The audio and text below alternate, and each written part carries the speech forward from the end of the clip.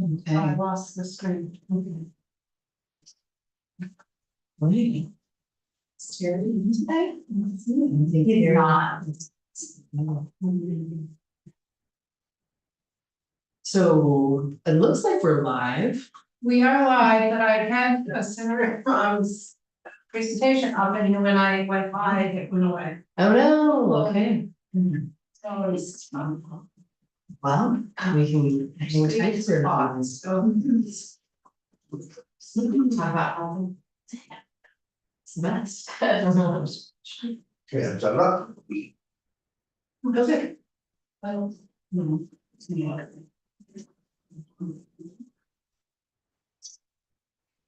Sorry. It's Trying to okay. find it now. No worries. This is on our website though?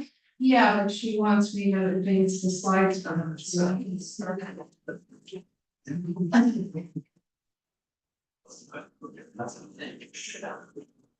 Mixed relatives involved.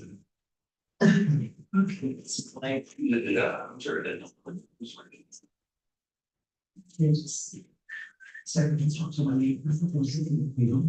Okay. Yay. Okay. Okay, so I think we're ready. All right, so this is Senate Natural Resources and Energy. It is Friday, April 25th. And we are joined by Senator Hinsdale. Welcome. Thank you, Madam Chair. Good morning, everyone. For the record, Senator Hinsdale, Southeast.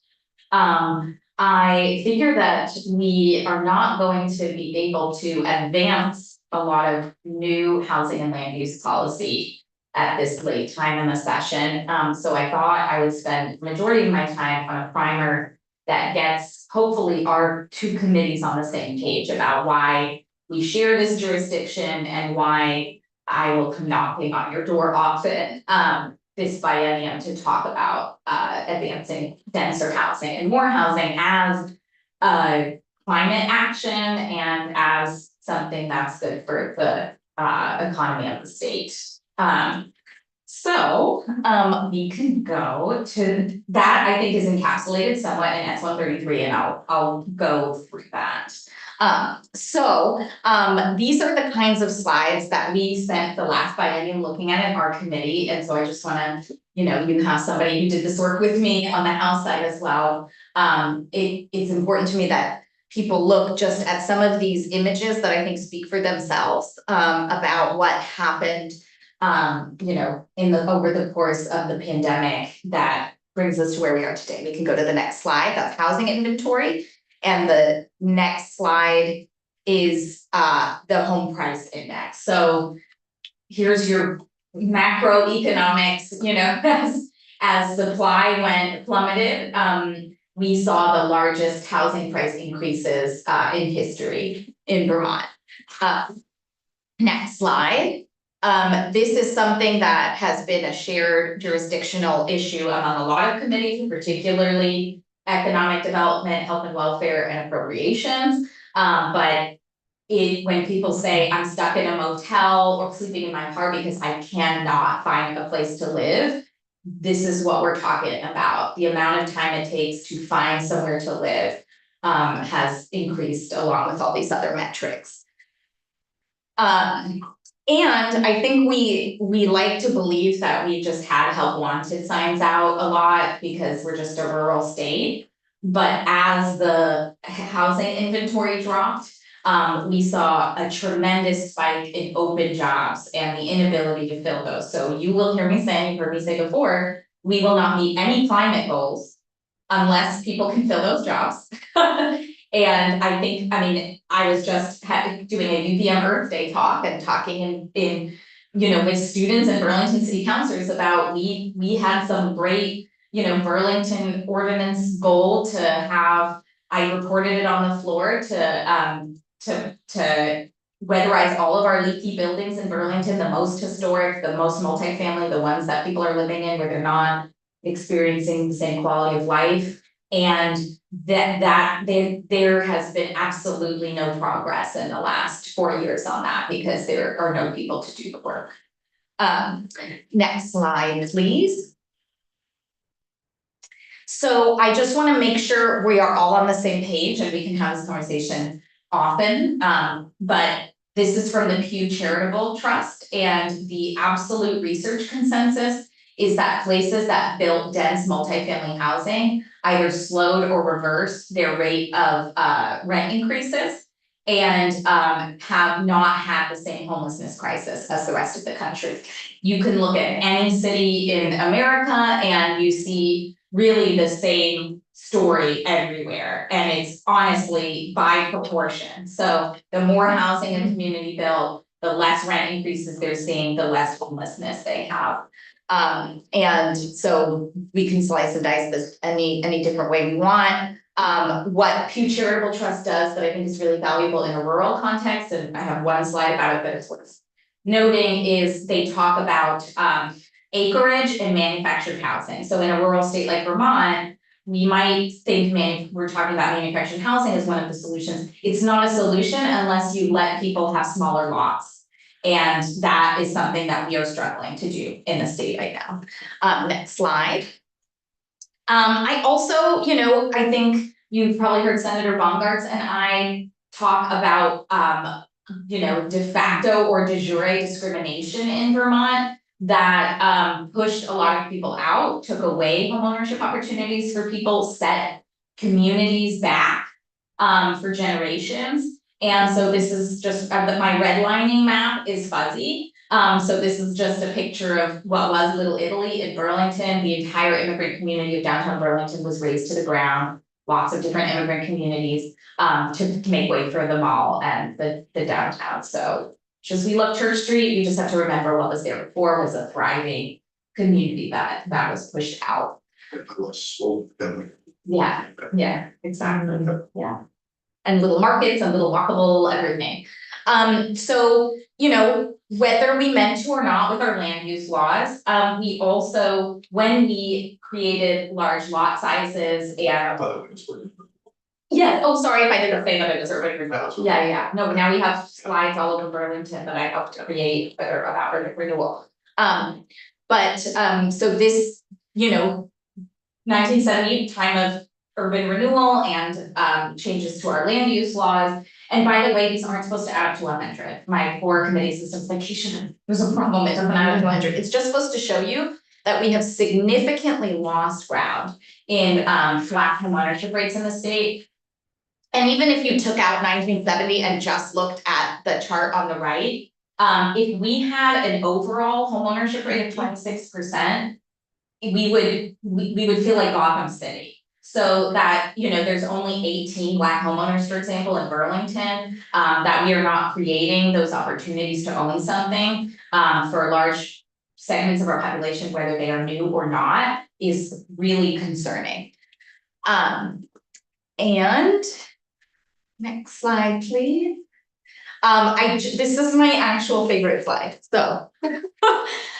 I have this on like my speed dial on my phone, but this is the average lot size in every state in the country.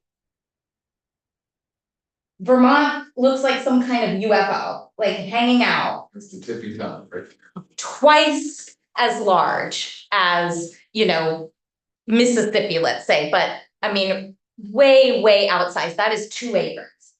And that directly correlates to land use planning laws that have created 2-acre towns, 10-acre towns, you name it. Our acreage size is killing us. It is absolutely the reason that we don't have affordable homeownership in the state. And that doesn't factor in that a lot of our state isn't even developable because it's topography. Right, yeah, so if we, we're having this conversation in Jericho literally right now about, is Megan in here? No, there she is. We're having this conversation about Jericho where there was an effort to create a dense multifamily project, and right now, one of the local commissions is trying to parcelize it into large acre lots. That is our problem. And when we've been talking in committee just this year about new data we have that shows with our affordable housing dollars, we are building about 50% less value per unit than New Hampshire and Vermont. We have our folks here. And I wouldn't say we're using our money less wisely here. I think what we know is we just have much lower density of our projects. So, you know, if they can get a 60-unit building in Maine, and we are like, oh, 25 is like the absolute maximum, then we are not getting the value per unit that we need, and that is why you see per unit cost between $600,000 and $800,000 in this week. Okay, next slide. This I thought was particularly, you know, a question for your committee. But you know, BNRC has been getting into this in more detail as well. When we push people out of the employment corridors of the state and we push them 3 counties away to drive to work, that is our climate emissions goal right there, is to get people closer to where they work. I encourage you to use housingdata.org. I think the website's on one of these slides. Housingdata.org is a state website that tells you how many people in a town, what percentage work and live in the town at the same time. So we're starting to get much more granular about this is our problem in the state. Next slide, please. And this should be your absolute climate metric here. The highest number of people in the country, the highest percentage of people in the country living in a household of 2 people or less. We know that we don't have like 1-bedroom apartments and studios all over the place that these people are living in. They are living in homes that they can no longer afford to maintain and heat. They are trying to find access to intergenerational and senior housing that's clustered and that's easier for them to live in. And they have no options there. So they are holding on to homes that are now inefficient, historic, and very difficult for them to maintain. This is the absolute highest rate of people who live in a household of 2 people or less in the country. Next slide, please. And I think this is important for almost every committee, but we have one of the oldest housing stocks in the country. So as you look at both of these taken together, that's a really big, that's the home heating side of the emissions conversation. So there's that. So I think that's all of my doom and gloom. Maybe next slide, please. Oh no, one more doom and gloom. So I have a particular affinity for our mobile manufactured housing communities in the state. For those of us who were here in Tropical Storm Irene, it was extremely obvious how much they were impacted and how much they were left behind in the aftermath as well.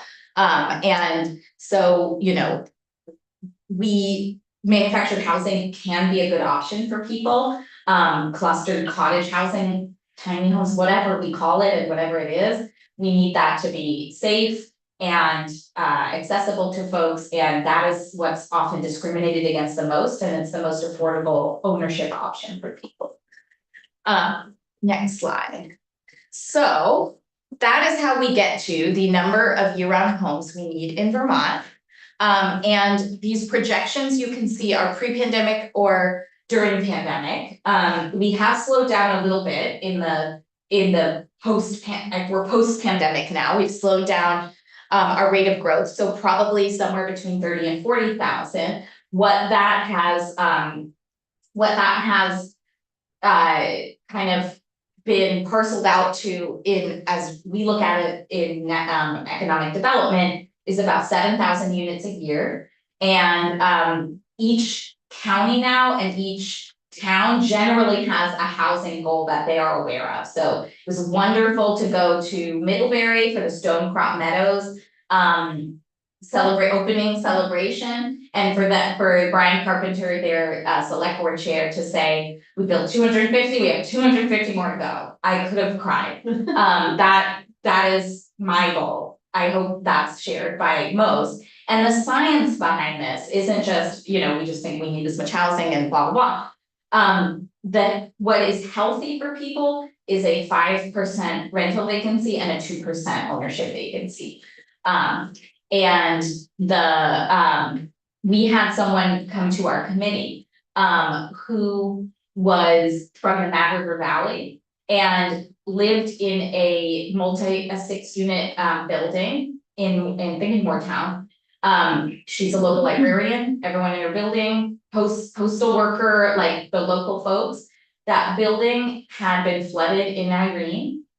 It was flooded again, and it has still not been fixed. And we have some laws that are trying to take care of the situation, but they're inadequate. And the only thing that you can do in that situation is give someone a healthy opportunity to move somewhere else. The Mad River Valley, at the time that we were taking the testimony, had almost a 0% vacancy rate. That is dangerous, and it's dangerous for people's health, and it's dangerous for, our building stocks as well. So somewhere in between that is our goal for the next 5 years, and, I hope your committee will join us in driving toward that goal. Next slide, please. I came in last year with this slide, and now there's like nobody here from last year. No, you're still here. So some of your chair might remember, I would come in and say, this is our human habitat. These are our human habitat zones and the corridors that get you between them, and we really need to take care of and, curate our human habitat. And that means that these might be compact village settlements, but that doesn't mean they're gated community. It doesn't mean that you can be exclusive in those areas. It means that we have to allow for density and smart growth in those areas. Next slide, please.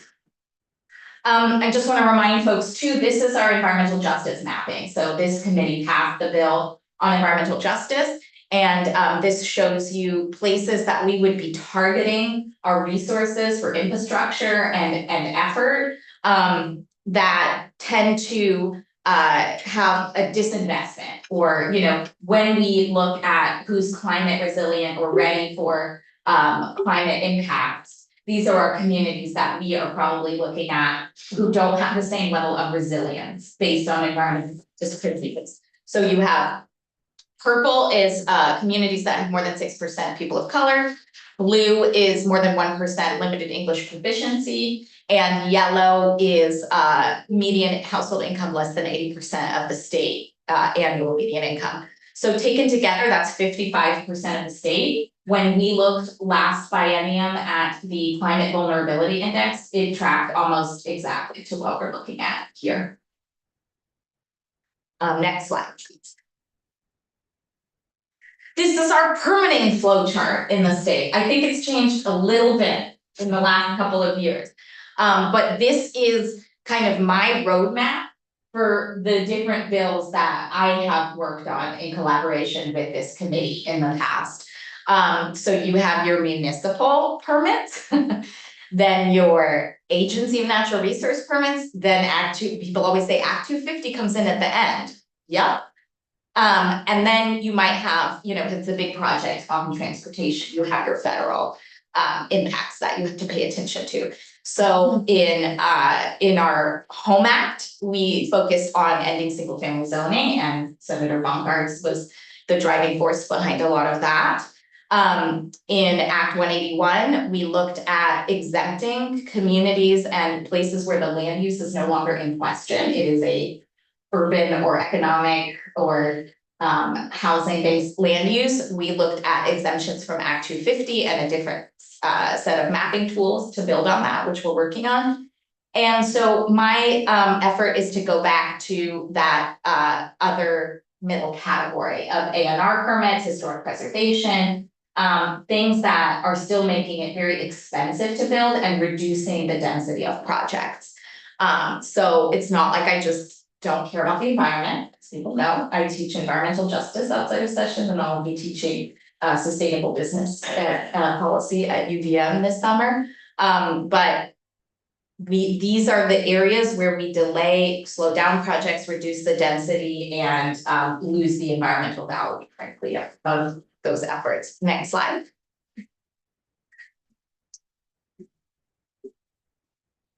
So this is my last slide. What is actually in S133? And I would say, I think there are a couple of these that we might want to try and get to this year. And I'll go into that, but just because they either set something in motion or they are clarifying things we've done in our last two bills. So number one, I call this a common sense bill because I'm not wedded to the actual way any of these work in theory. I'm interested in trying to match what Vermonters think of as common sense for how we used to develop housing and how we need to do that again. So one of the provisions of the bill is that if you're building for your own family on your own land, you don't need permits, it is by right. I hear all the time, I think I heard from the lieutenant governor, you know, he's trying to house his own mother and is dealing with permitting issues. In a lot of ways, Vermont used to be where, you know, even if you had a big acreage, you had 6 to 12 people on that acreage. You had a compound, as we might say, or a big farmhouse, and you had intergenerational living. And as those become second homes, which I don't have a slide saying we have the highest rate of second home ownership in the country, but we do. So as that farmhouse housing stock becomes second homes, you don't have that same cluster of people living. And as people try to, who are land rich maybe and cash poor, try to claim back some of that land for their family and their intergenerational living, it's actually really difficult. It's out of reach of most individual homeowners to go through all the permitting processes that are required. Industrial redevelopment, this came up because we had a case in Orleans where somebody was trying to build 50 manufactured housing units on 20 acres. And he was told they were a 1 acre town, even though this is a former industrial park. So that would mean 20 units on 20 acres. And that makes it less affordable. That adds about $150,000 to the cost of each manufactured home. And it just took, you know, home ownership opportunities away from 50 people in the Northeast Kingdom. We say 1 acre town, you mean under active 50, you're saying the zoning is 1 acre. Zoning is 1 acre, zoning is 1 acre. So these, I think, are just common sense. Let's look at where people should, you know, be able to change the use of something. And it's not gonna have a tremendous environmental impact. This one I think is important to look at this year potentially, and I'm sorry it's coming to you so late, but we've had litigation based on what I believe was our pretty clear intent that you are allowed to develop densely along water and sewer. We had a situation in Shelburne, and you could, you know, invite in any of those involved in the litigation, where a project that's going to be, I think, 370 units, they had a sewer line onto the property, and they were on a road with water. They are on a road with water. They are the next parcel outside of the growth area of the town. And they were asking to be added to the growth area and to have their density allowance because they're along water and sewer. And that was a big fight over the past year, about what it means to be along water and sewer. And I felt uncomfortable using my own interpretation of what we meant, and I drafted some language with Ellen. It may be imperfect, but you know, that we could use to underscore our intent of what we meant by along water and sewer, because that's exactly where we need to be building. I am working with some other thought partners, especially from ACCD, on a density algorithm. So I think this is where our committees should really find common ground, is if we are going to create more paved surface, if we are going to create more impact, let's make sure we're getting the density for that. And if others want to try and influence the density, then we would be able to see how much that would increase the cost of the project per unit. And if it's a municipality or another entity, they would have to come up with those dollars, because this is what makes a big exciting project go from middle income affordable to luxury housing, is when everybody asks for all the bells and whistles and nobody wants to pay for it. This is kind of a visual image of an idea of a by right housing toolkit. It exists in Maine, it's existing in more and more places, it's something AARP is pushing for. But you create, nice farmhouse style looking buildings that, if you follow the general blueprint, it is by right in certain lots and certain areas. By the end of our process last year, most of you know what tier 1A, B, etc. We had originally had tier 1B as an opt-out, and it became an opt-in. And I actually, some of us are also looking at education related policy. I think if you are in tier 1B or A and you are working to meet your housing goals, that should be treated as you are doing your part. And you might be eligible for a property tax bonus or some extra grant or infrastructure dollars. And so I really like tier 1B to go back to an opt-out. So that's the other one that I'd like to look at for this year because it's a pretty straightforward one. This next one, I think is something we're trying to explore in Massachusetts. It becomes a financing and banking question. Will someone give you a loan if you're in court over something? But this is essentially saying you could be in an appeal process, but that doesn't stop you from building the project. If the nature of the project isn't in question, but its aesthetics, its scale, its scope, you could still be building on the site. And that, I've been talking to Chris Delia and the bankers about what kind of, how that could be made ironclad. I talked with you, Madam Chair, a lot about our local lumber supply. It's a drop in the bucket, but at the same time, lumber is expensive and about to get more expensive. And we've had a lot of conversations with our rural counterparts, some of whom are strong voices that aren't hearing more, like Lucy Rogers and Catherine Sims, for the forest products industry. And this is something we've talked about for a long time because their hours, sawmills' hours are regulated. They're constantly sort of told stop doing what they do best, which is creating local lumber and wood products. And so I introduced language that was sent to me by Lucy Rogers, who's still doing a lot of advocacy work for rural communities, for a sawmill exemption from Act 250. The last two are squarely, I think, the A&R permits that trip people up quite often and can take you by surprise because, we, with development soils I just showed you that slide about old housing stock. That means we have a lot of junk in our soil in most places in the state, particularly the developed places. So A&R seems to be supportive of a middle path that allows you to have a local place to dump your dirt that's dirty, as opposed to trucking it to Coventry. I think that's absolutely an environmental and sustainability issue because we don't have a lot of life left in our landfill, and trucking dirt from Burlington to Coventry doesn't seem great. The last one is mostly focused on constructed wetlands. So I think all of you have this situation in your community. For us, it was on Logic, which is a really wonderful, huge employer in the state. They made computers for NASA, for Lay's, for Volkswagen. They purchased the land next to them and they had an employee investment policy. So their employees paid $600,000 for the building next to them. This is on the other side of 89 from where you see them now. So they were going to grow where they were in an industrial park.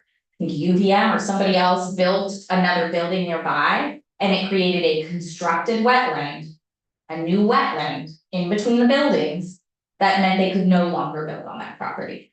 Those constructed wetlands have huge buffers. So you're truly working around new muddy areas with 50-foot buffers. So this is language that came from the governor, and so I think it was worked on between ACCD and A&R, that would limit those buffers, especially around constructed wetlands. Brian Carpenter, who I mentioned before, who lives in Addison County, has a equipment supply place in Berlin, and dealt with this and had to give up on a site that's, in a very developed corridor.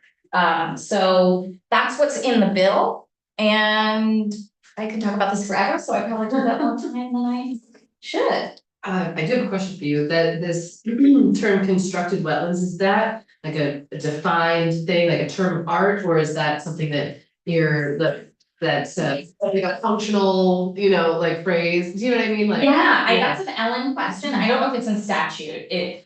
People have rolled their eyes and been like, oh, the constructed wetlands. So, okay. but it is a parcel that was not previously categorized as a wetland Mhm. that A&R comes out and determines it's now a wetland, Now it is. yes, Perhaps because of because of other elements, developments. Okay, yeah. and but it's not, we've been talking a lot about stormwater in this committee. Yes.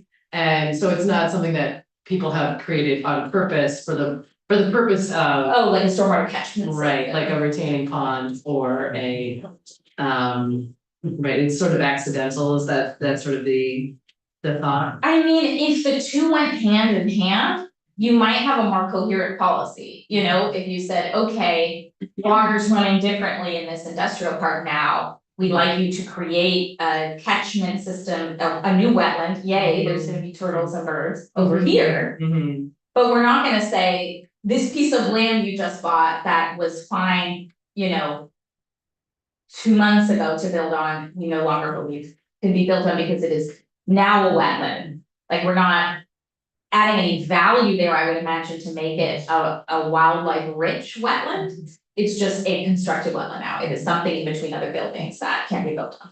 Okay. Oh, okay, yes, great, thank you. Thank you. Any other questions, for Senator Robinson? Really nice slides. Thank you, they're made available to you, my committee asked for them too. I tend to collect slides like this and drive myself nuts, but we have a really, really big problem to solve and it's an every year issue, so thank you for taking time on this bill and hopefully we can work on these things. Super, thank you.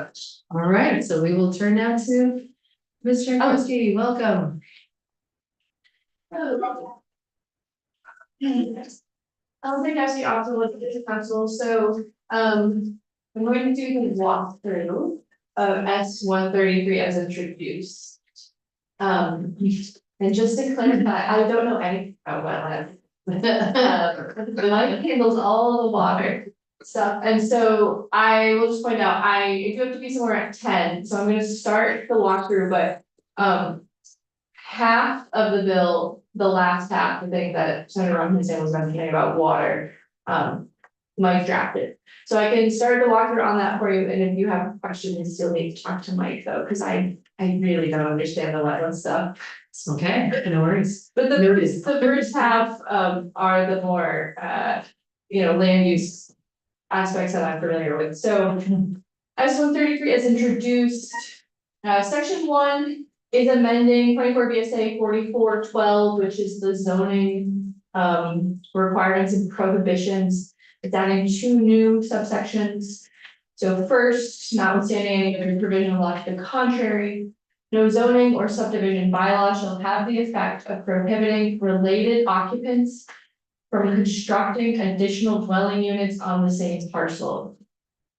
So this is a little bit of unusual provision because before the last 2 years, generally, many towns did have single family zoning, which required that only one dwelling could be constructed on a lot. And so in the last 2 years, you have moved to require towns to allow more dwelling units per lot. But you've only done that in certain areas of towns, along sewer or water.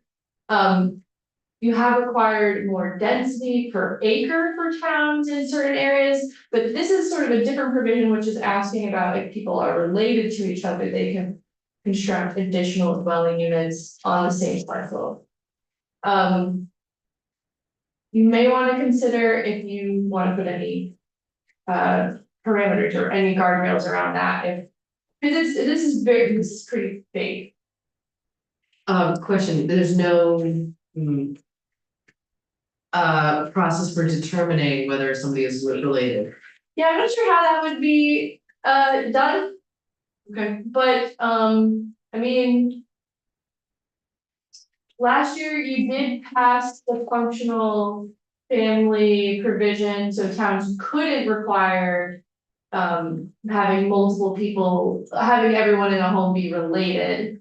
So towns have some familiarity to an extent, but most towns weren't even doing that, so. Yeah, I don't know, yeah, I mean, I think you have to. Yeah, That for what it's worth, if you build it under this provision, then they sell it, you know, Right. it's got a lot of issues. Everybody calls it. so then number 16 is doing something else, so if an area of a municipality has been zoned for industrial use. But is later changed to allow residential development, the area shall allow 5 or more units per acre. This is another kind of unusual zoning provision, there aren't really any provisions like this currently. So as I was drafting, I was wondering what the definition of later was. How much later, if there's an interim period, like if it's zoned industrial, but then goes commercial and then goes residential. So it could just probably use more clarity around these terms, just because this is a very new concept. I'm just saying, Yes, that's good. Thank you. And then on to page 2, section 2, so. This is the definition of served by municipal sewer and water infrastructure. So this came out of the bill 2 years ago.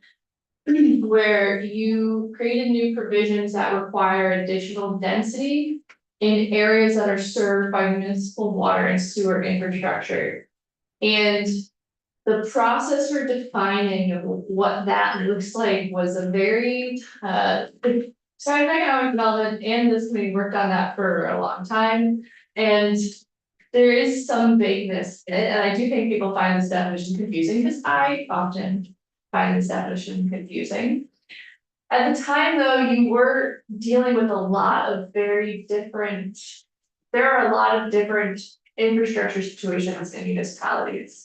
So I think at the time, there was an interest in making it broad to address a number of different type of situations.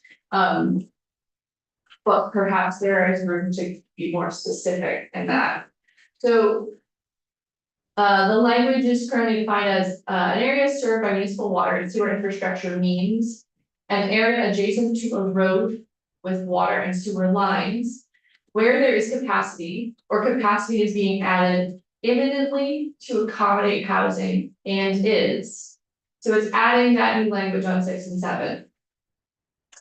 An area where residential connections and expansions are available to municipal water and direct and indirect discharge wastewater systems. And not prohibited by state regulations or permits, identified capacity constraints, or municipally adopted service or capacity agreements. Or an area established by the municipality by ordinance or bylaw, where residential connections and expansions are available to municipal water and direct and indirect discharge wastewater systems. Which may exclude flood hazard or inundation areas as established by statute. River corridor or fluvial erosion areas as established by statute.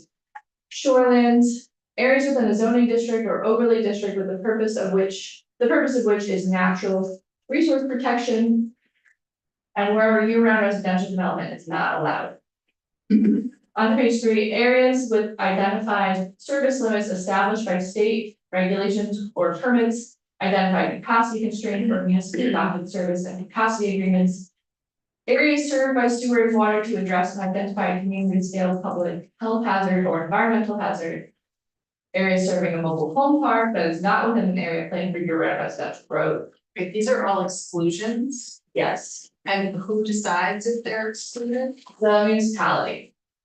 So this definition sets up sort of a choice between, the area is defined, it counts as served by sewer and water if there's an area under the first part. With connections available that aren't currently being limited by state regulations, capacity constraints, or municipally adopted capacity agreements. Or it's an area established by the municipality by ordinance or bylaw, so the municipality has the option to adopt by bylaw or ordinance where these areas are. and they use this definition, which may exclude. So that they can exclude these types of areas, because towns had come forward and say, well, we have this offshoot and we have that offshoot, that doesn't really, we don't think there's capacity, so there were a lot of examples provided to give towns the option to sort of customize this. Got it, okay. Yes, so Senator Robinson's proposal only is on the very first part, because there was a question about proximity.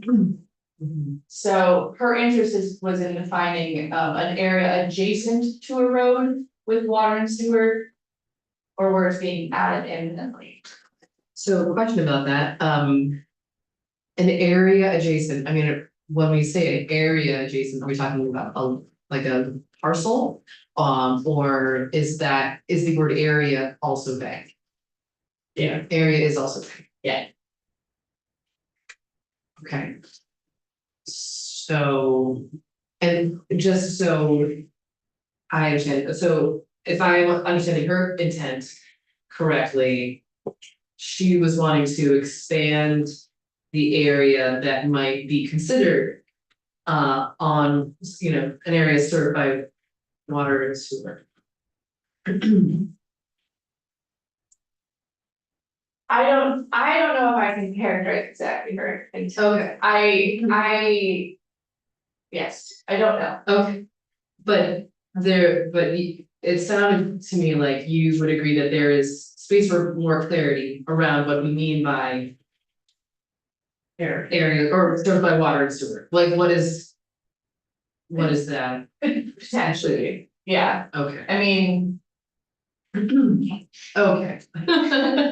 this is I think there is an idea that you wanted to pick places where there was infrastructure and Mhm. require those places to have additional density. And using, but then defining the areas that were served by sewer and water is not so black and white in some cases.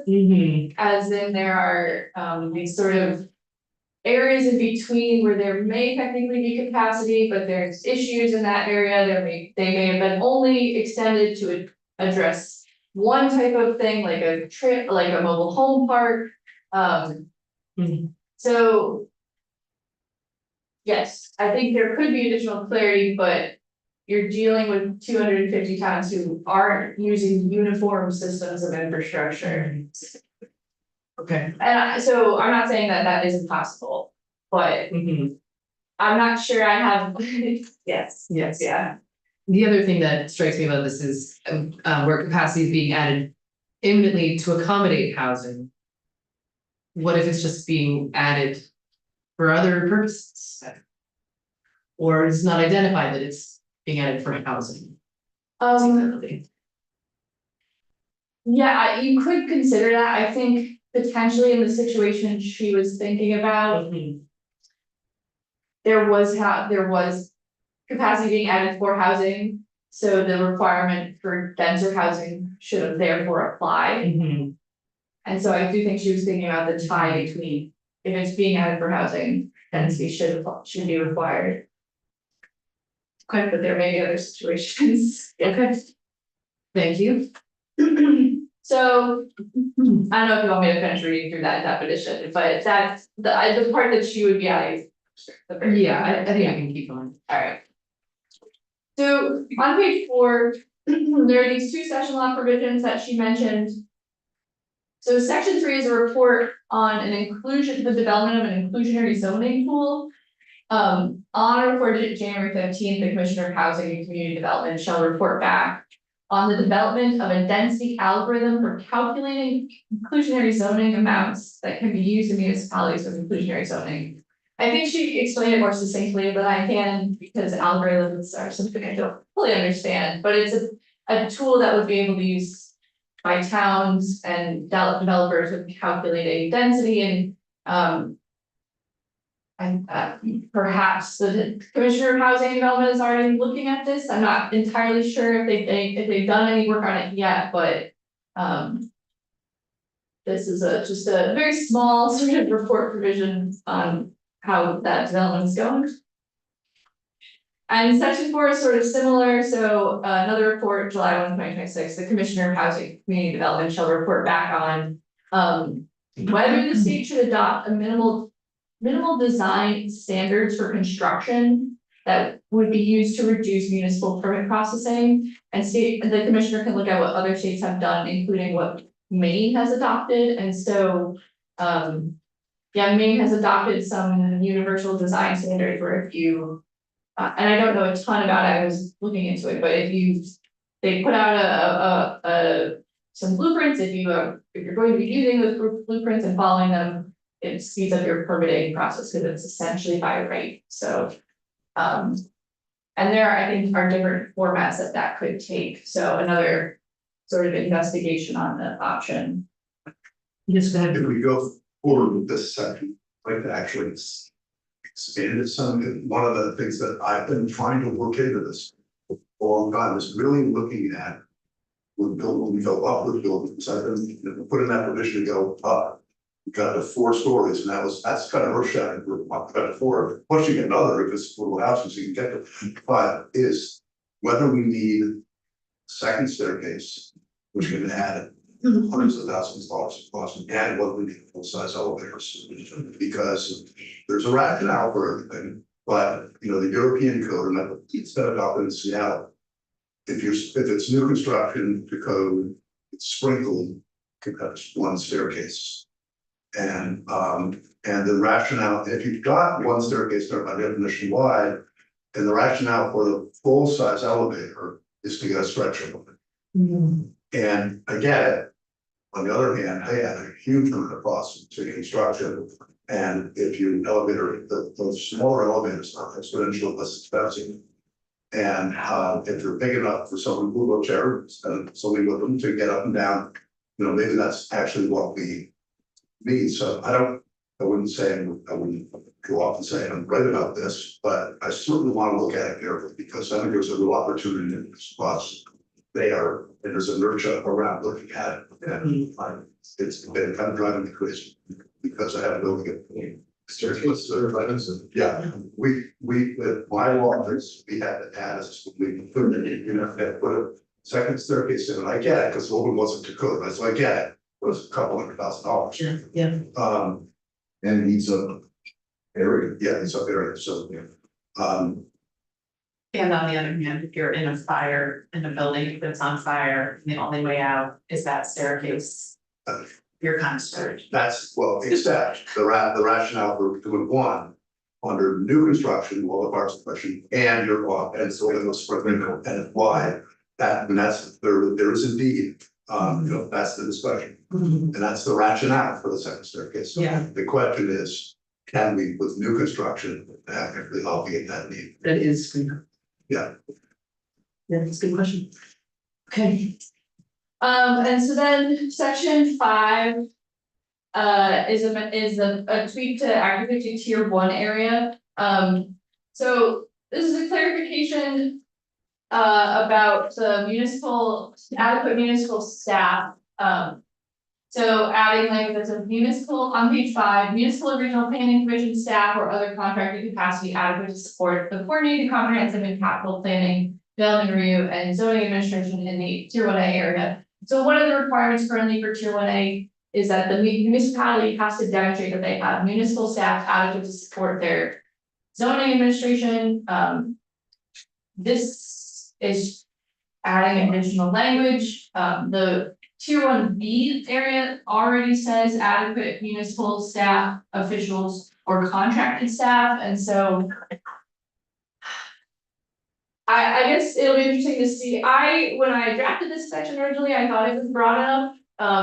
People have asked to make it more broad because we don't yet know, I think, how the LURB is interpreting this language, so this is a proposal to clarify that basically any kind of staff that the municipality has would count, which I do think was the intent originally. Actually, not necessarily, because there was some earlier discussion in the committee about that being the case with 1B. for sure, some of the smaller towns to be contracted. So, but part of, I think part of the discussion around 1A was, yeah, we want towns to actually have the staff and capacity, but because because they're taking on a lot of responsibility, and there was at least, there's at least discussion around that, or we do it that way, or that we have to want 1A areas of towns that really have the capacity. But I'm still hoping to understand that. Yeah.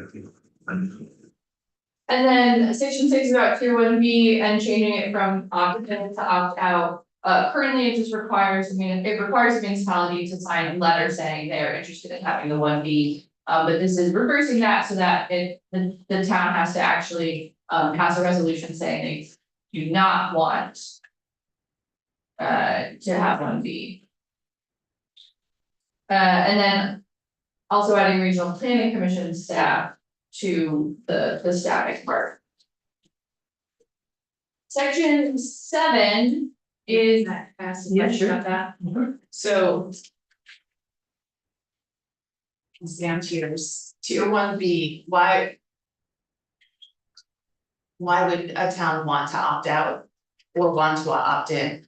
Tier 1B allows That's what it does. projects under Act 250 to have 50 units of housing, up to 50 units of housing except Act 250. Okay, so if the town was like, no, we don't want the 50 units, I don't think they could say, they could pass a resolution to say no, but otherwise they're automatically in. The way it is under current law is they're automatically out until they opt in. Yeah. And pass a resolution opting in. Yeah. Okay, so it's just. They have to, no, they just have to have requested, they just have to have requested the RBC to map the area for. Oh, And okay, they submit a letter saying that they're requesting it to be, so this is adding a part of resolution, which is not part of the current law. okay.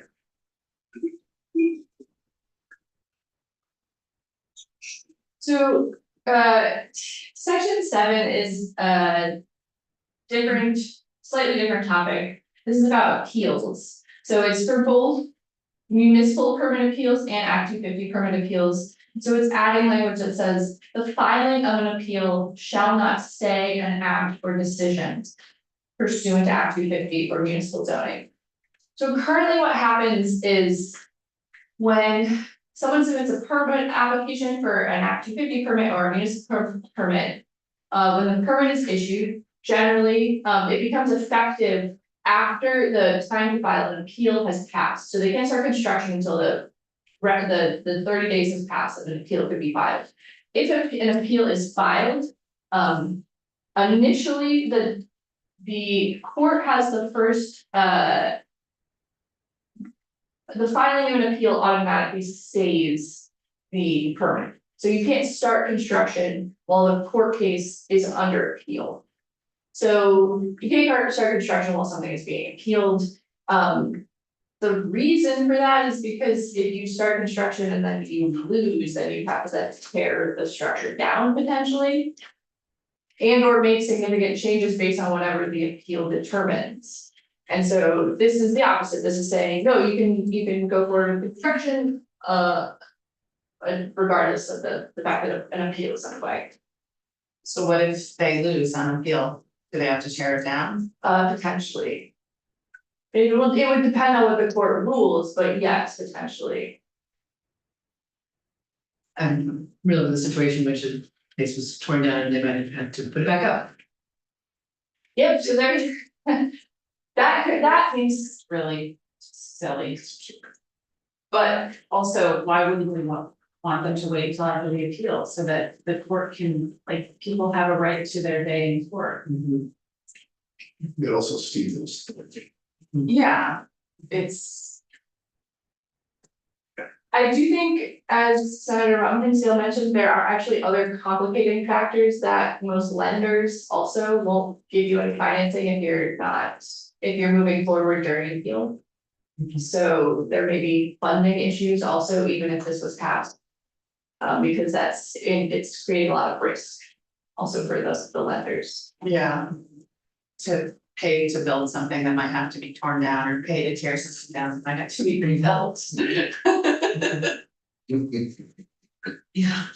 And then the last of my sections is sections 8 and 9, and so as she mentioned, this is a Act 250 exemption for sawmills. And so section 9 is a repeal, because currently under Act 250, the sawmills actually are treated automatically as a minor amendment or a minor permit, so we already gave them that sort of incentive years ago, where instead of having to go through the full major process, they're treated as a minor permit. That need a hearing, but so this would replace that and say that, for these sawmills, they're exempt from Act 250. If they produce less than 3.5 million board feet or annually per year. Or an operation that involves the primary processing of forest products of commercial value. And that annually produces 3,500 cords or less of firewood or cordwood, or 10,000 tons or less of old wood, old tree chips, or wood pellets. Remember, Yeah, go ahead. I just, a couple of years ago. Probably like 4 years ago. So that's, say that's before and really loosen the rules around to make it, those. I can't know all the details, but put a lot of time into this and made it easier for them. Yeah, In different hours and deliveries and Yeah. those things. Permit conditions, yeah, they also have less permit conditions than other facilities, yeah. For right reasons. But. Goes. It's actually simple. So section 10 through 17, Michael Grady drafted. What's section 9? There's a. Oh, that's what I said, so currently they have this provision in 684G, which treats them as a minor permit.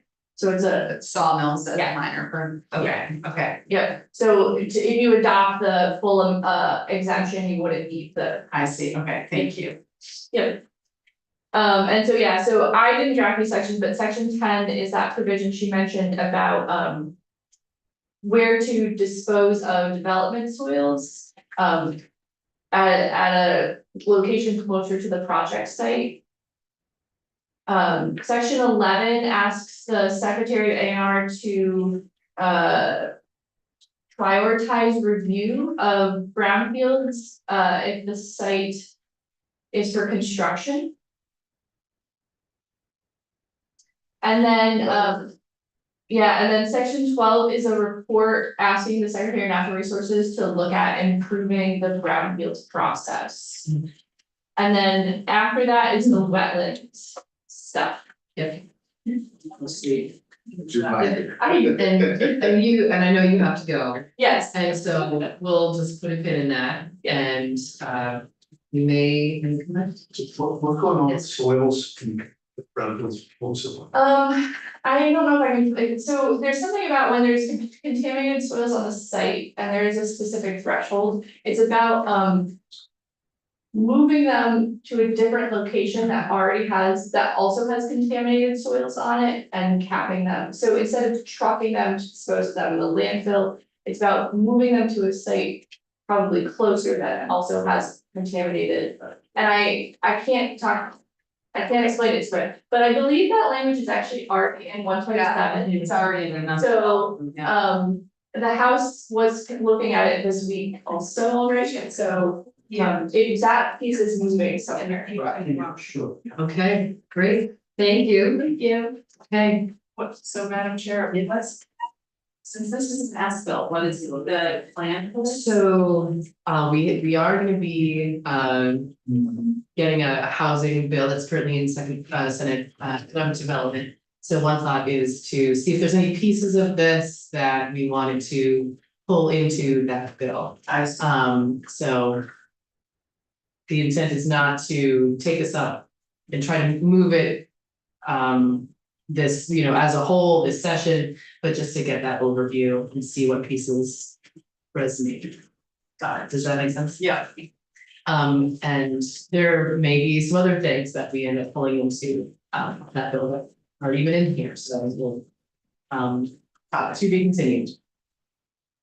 Yeah, all right, so we are gonna turn to another bill that we have on our wall, H 396. Very short bill, And we do not have, okay, and so she's not. Okay, so we may have the sponsor of this perhaps another time, but we do have legislative council to tell us about the. Time the right time. Yes, yeah, exactly. Good morning, everyone. Michael Chernick, Legislative Council. I was a drafter of H 396. It now seems a long time ago. As you're aware, Representative Logan is under the weather this morning and is not even available to use Zoom. So I'm going to go ahead and give you the walkthrough of the bill itself. And this is since, of course, passed the House. And the bill creates the Molly Beatty Distinguished Service Award in commemoration of the centennial of the Vermont State Parks and the Department of Forest Parks and Recreation. Some of you may or may not remember Molly Beatty. She was a major figure in conservation activities here in the state and then nationally. He died way from that, being early 60s. In commemoration of the centennial of the Vermont State, this is the only section to the bill in commemoration of the effective date. In commemoration of the centennial of the Vermont State Parks and the Department of Forest Parks and Recreation, and in honor of the conservation of public land accessibility values of the lake, former Commissioner of FPR Molly Beatty, there is created the Molly Beatty Distinguished Service Award. Annually, the Commissioner of FPR shall present this award to either a state employee, retiree, or partner, which means an organization department whose contributions honor the legacy of Molly Beatty in advancing the conservation, accessibility, quality of recreational experience, or sustainability of Vermont's public lands with an effective date of July 1. There's no cost per se on this bill, other than the fact that it would probably involve a plaque or certificate. So the financial impact of this bill would be immense, truly immense. And that's it. And that's language, by the way, I should add, I had an initial draft and the department had some suggested changes, and language that went to the House and was adopted reflects all the department's requested changes. And that is it. Great, okay. Yes. I'm sure we'll get some testimony more about Molly Beatty and staff to our center founders. Do you remember? Yeah. Partner is the one thing, like, that's not defined, and I know, I understand what it means, but that's a little, like. I think that language I could elaborate on it certainly if you'd like, but I know that within ANR, Forest Parks and Recreation, Fish and Wildlife, the case where I have the most knowledge about partners is up in the Champion Lands. And there were partner organizations because there are different adjacent landowners who are involved, and they're considered partners to the agency on projects. Okay, I wonder if there's a sort of, if it's a term of art in this area, because when I saw it, I was like, do they mean like somebody's spouse? No, they're not. Yeah. But I could maybe put the word institutional before it. Would that help? Or organizational? Organizational might be even better. Yeah, I mean, we can ask that you can see your department, but I was thinking organizational partner. Organizational, I think everyone just took that word and it was, yeah, we know that. It was an inside baseball, so to speak, but we could. I think the word organizational would be concise and accurate. And well, and I wonder if do we mean an employee or retiree of a partner organization? Because I mean, if we say an organizational partner, then are we giving the award to an organization? So I assume that we want to give the award to a person. Well, my understanding from the agency, the department rather, since this is really a department. And actually, when I first drafted it, I drafted it for the original sponsor over in the House, initial sponsor, as for the agency. And the agency came back and said, no, this is a Forest Parks and Recreation thing, not an A&R project. And per se, and I think by retiree, it meant the state retiree, but you can ask DFR how it wants, whatever limits it wants on that. And I can certainly modify the draft accordingly. That's not a difficult assignment. And organizational might not be a bad idea before you're a partner at all. But I can do all that. it would seem to be advisable you hear from Forest and Parks and what it wants and what it intended. And then I will be happy to draft the modifications however you like it. Yeah. Yeah, first, yeah, great. I'm assuming that there's somebody from FTR is coming over or something. yes, I think we have them scheduled. We actually, so. So could you just keep me in the loop when that happens, so I can be Sure. here to listen and know what it is I'm changing? Sure, yeah. Do that. Okay, super. Thank you. You're very welcome. Okay. You're welcome. Okay, we are going quickly. So, the next, meetings that we have is until 10:30. So we have a bit of a break until then. We'll be switching to 2:31. Right? So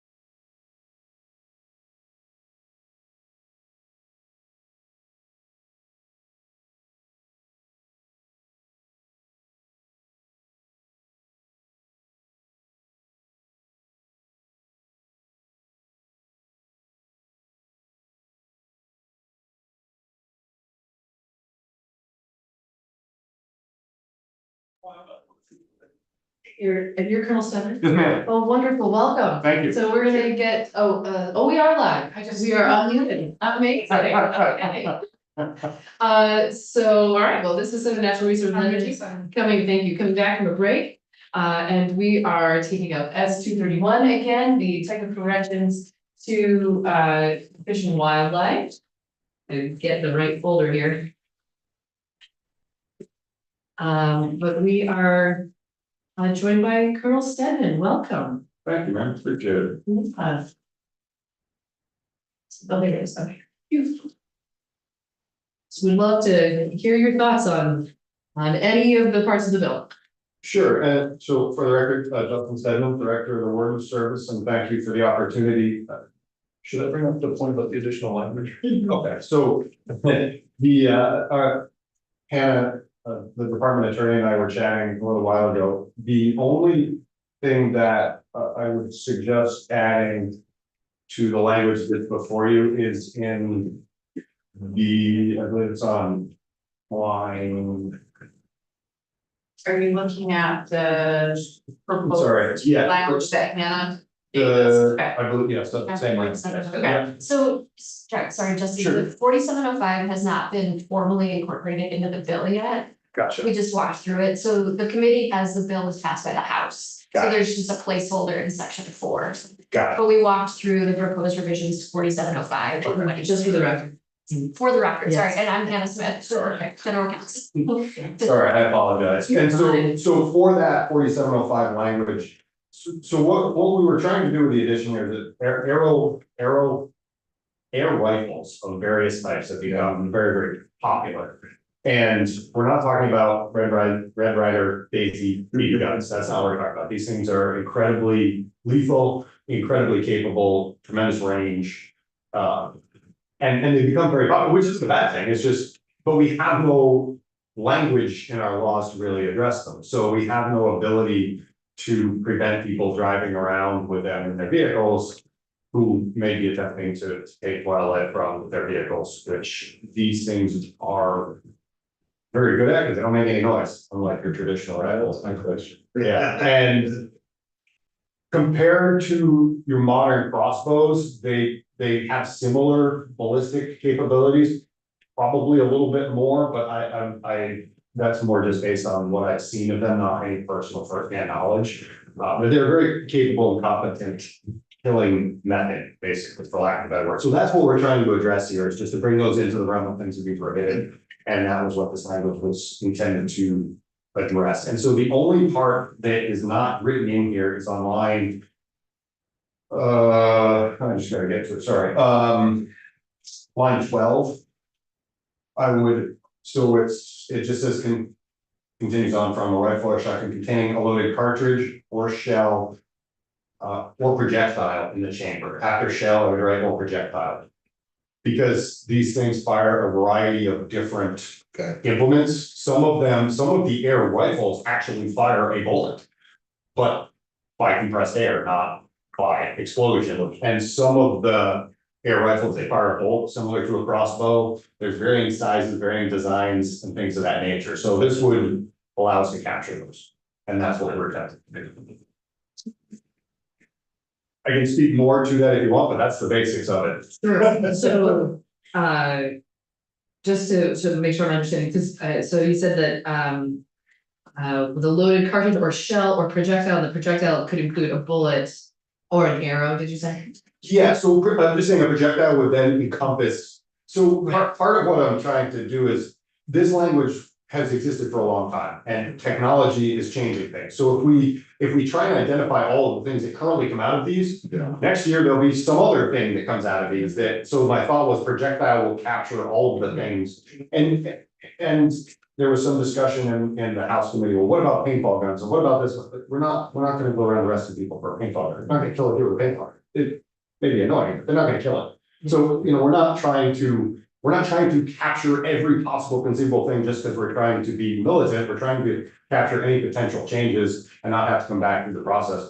And that partly, I mean, these things have been around on the landscape now for roughly a decade, a little bit less, but they have rapidly gained in popularity in the last couple of years. So anyway, the projectile would capture bullets, bolts, arrows. Any other sort of missile that someone's gonna come up with, they'll hit speed, yeah, exactly. But the restriction is. I'm trying to make sure that we avoid the kind of language that people objected to in the House, or it was like, and any other, whatever. Yeah, the language, correct me if I'm wrong, the language that, our original language did not necessarily exclude handguns. And that's where they really got objected to, because handguns were never intended to be part of this, and we were never intending it to apply to handguns. We were trying to capture that other part there, and so this, I think. Well, this shouldn't apply to handguns, because we're not talking about them, and it should capture the things we're worried about. So, It's these kinds of guns yes, that we're concerned about. correct. Gotcha. The language that was introduced before in the House was any other implement, I think, and so that was too broad. Mhm, And at this point, it's limited to the specific implements. mhm. Okay, question. Thanks, hi, I'm Senator Ruth Hardy from the Addison District.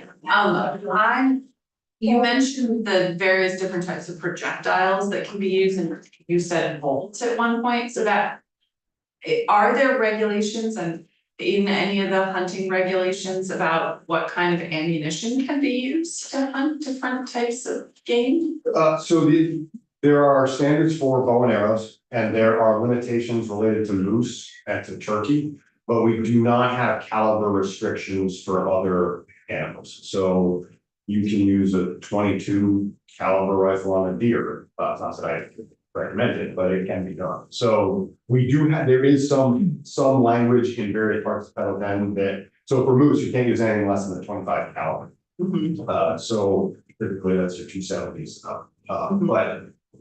So yes, the answer to your question, yes, there is some restrictions around types of projectile, bullets, bolts, that sort of thing. Okay, but only for moose and deer and turkey. Turkey. And for archery hunting in general, archery hunting requires 2 cutting blades with at least a 7/8 of an inch diameter. So you're looking at basically prohibiting field tips, which are your training arrows, which don't.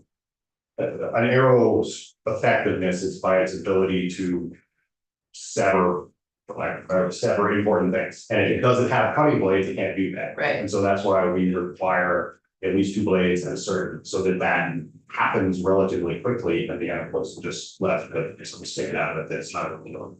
Right.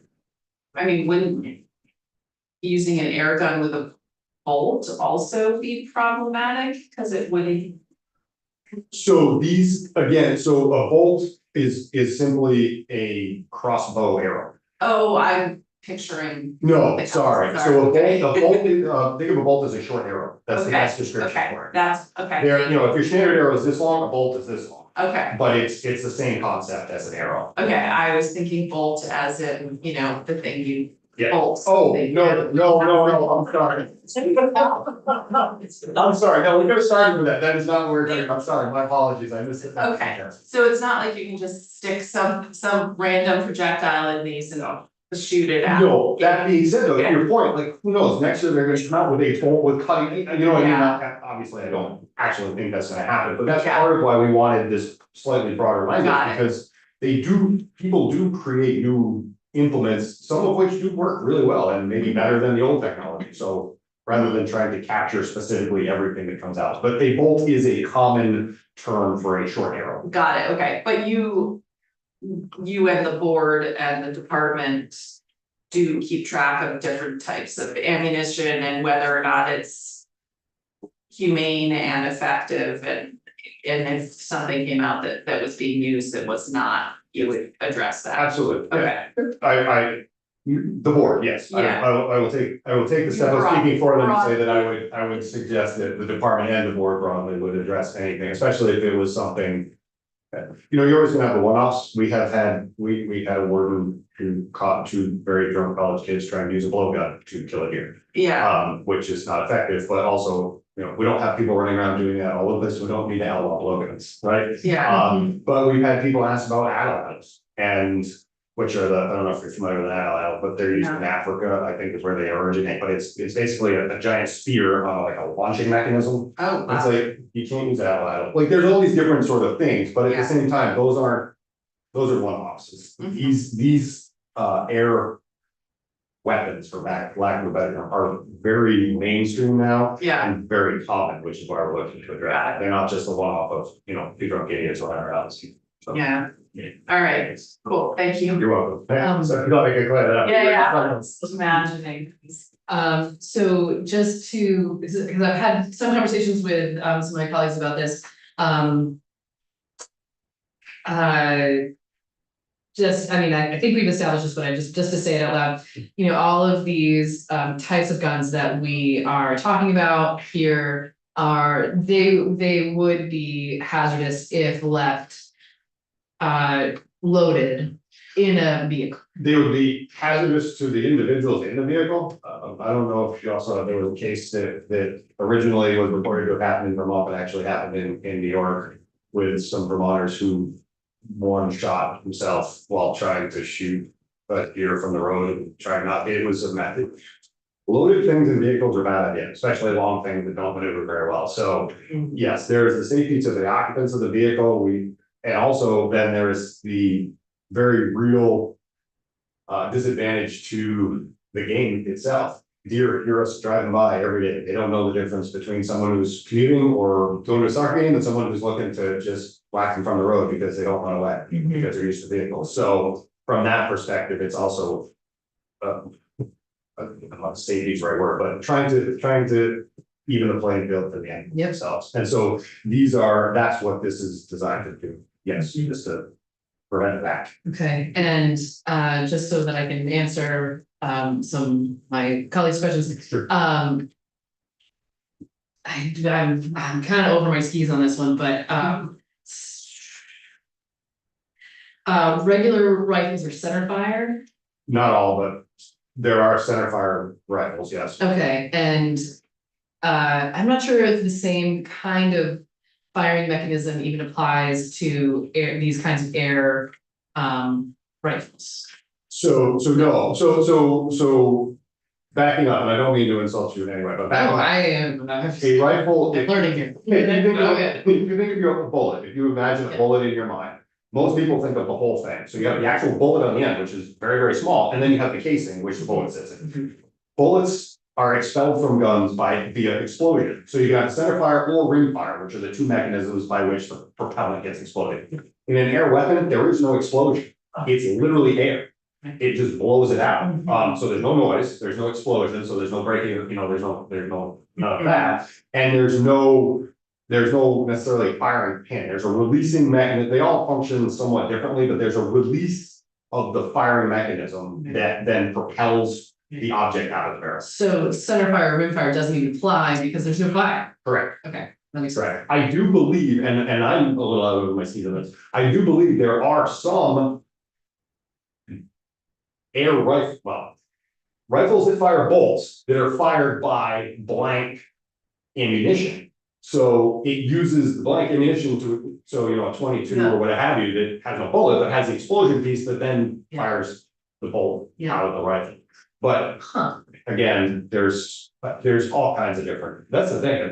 Technology is great in some respects, but people are inventing all sorts of stuff. Okay, fair enough. So, but yeah, so these air things in general, these air weapons in general have no explosion. There's no ammunition, it's literally air. Right, and this is also why it's so quiet. Right, because there's no explosion, there's no bang. Okay, thank you, thank you for bearing with me on that question. No problem.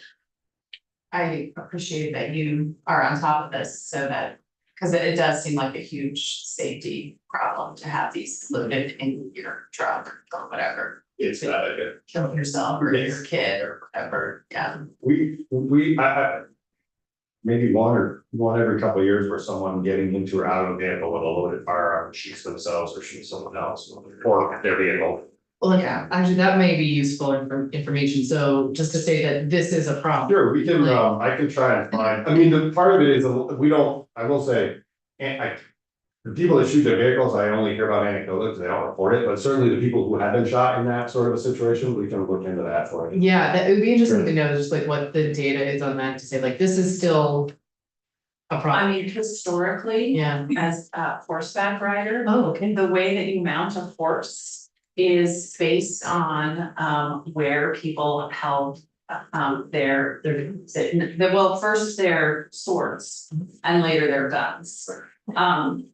People were assumed to be right-handed, you held your sword or your gun on your right hip. And you mount a horse from the left side, and it's so that your gun doesn't get in the way. So like literally the way that you transport yourself and your weapon has long been an issue of safety and how the mechanics of it are made. And so people always, and you're trained to mount your horse from the left-hand side because of that. Wow. That is super interesting, and So now that we have cars, Yeah, you right. still have to remember how to mount your horse. Indeed. And so the real Yes.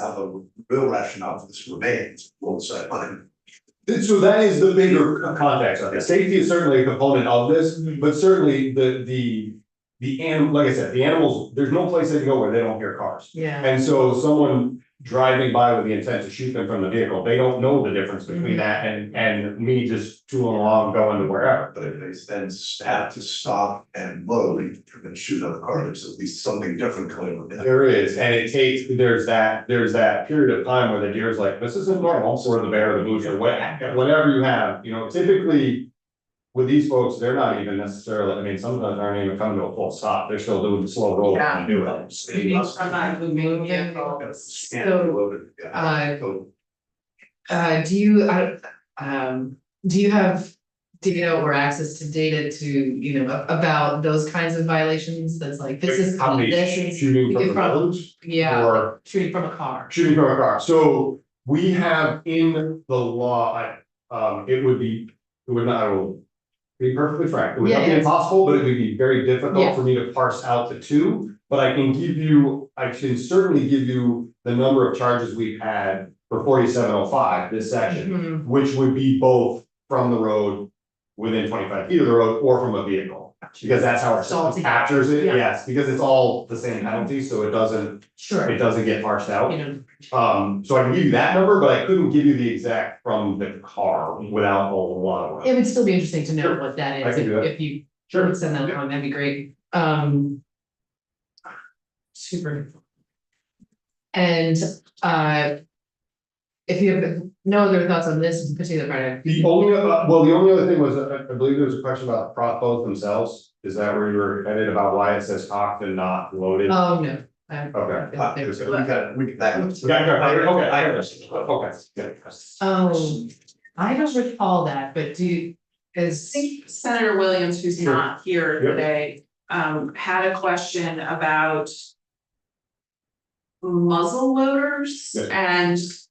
and I'm gonna get this wrong, cause I don't hunt with muzzle loader, but having the thing in the muzzle is okay as long as it's not There's no cap, basically. Yes. thing. Yep. that's right. Yep, and that's been that way since I've been a warden since So that's not 2004, changing. that's not a change, Okay. no, mainly it just comes to the functionality of them, I mean, it's very. You either have to use a metal screw that you screw into the bullet to yarn it out of the gun, which is not easy to do, or you have to fire it, or you have to blow it out with compressed air. Right, and that's what he was saying, is it's Right. hard to do that. It is, and so there's no change to the law related to muzzle loaders since before I was a warden. Okay, That remains the same. Yeah. as long as we can tell them we You can asked. tell them there are no changes. Yeah. Well, and it looks like that's number 2 on here, and there's no changes to Right, yeah. number 2. Right, and I think he did get that answer, but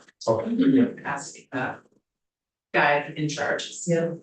And, this is something that, Michael Grady may ask you about, but there was some question about the reference on page 2.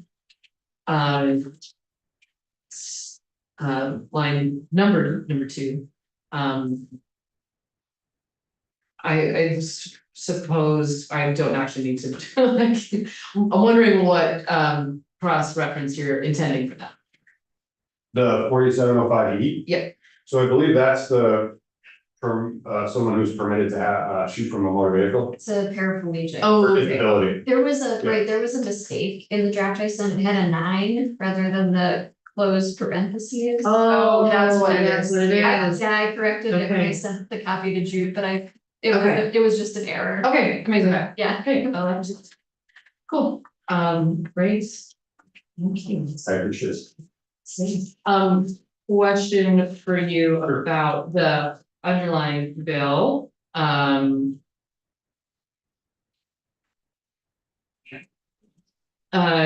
believe it is section 5, about just clarifying that, you can issue, issue fines, Oh, the dual track. yeah. I don't know if you have any comments on that, but wanted to, Yeah. Speaking, Okay, and then, no, sorry. That's just for, musical life insurance. oh, the section 5 is. oh, Yeah. yep. I wondered if there was anything else that you wanted to speak to on the underlying bill. If there's nothing else, then that's. No, so the reason that that language was there was just because we lost our ability to write tickets for water resource violations based on interpretation by the judges when I went to get fines for the new laws that had gone into effect. And so that's just attempting to rectify that so that I can go back to the judges and ask for, the ability to get fines, we can write tickets again for it, because we haven't been able to. The other ones are just, I'm sure that, the Attorney Smith has said this, but they're just to bring our penalties in line with the, sections, that it's just 4502 has just gotten out of whack over the years, so it just has been allocated, so we're just trying to bring it all in line, and then the big game, is this the That one? big game is 2:30. Okay, so yeah, so those are, there's really not anything else that, the bird's nest one is to bring it in line with the Migratory Bird Treaty Act. And yeah, that's really it, mainly just trying to give us, or to bring things into alignment with where they should. When I say should be, yes, they should be because they don't fit what we're doing. Yeah, They want our need to do. right, right. So, yeah, so that's it. Thank you very much. Great, super. Thank you. I appreciate it. Thank you for the time. Thank Appreciate you doing this time. Okay, We'll have to talk about horses Saturday night. Oh, yeah, absolutely. Right, English or what? Both, but mostly English, yeah, Oh, what? My wife grew up in English, but now we're all right with it. yeah, it's right. Yes, and you're right, left side, you don't get on the left side, the difference between a car and a horse is if you try to get on a horse from the right side, they actually don't like that, and with a mind of their own, they do things you don't want them to do, whereas the car just sits there. Why are you? Right, exactly.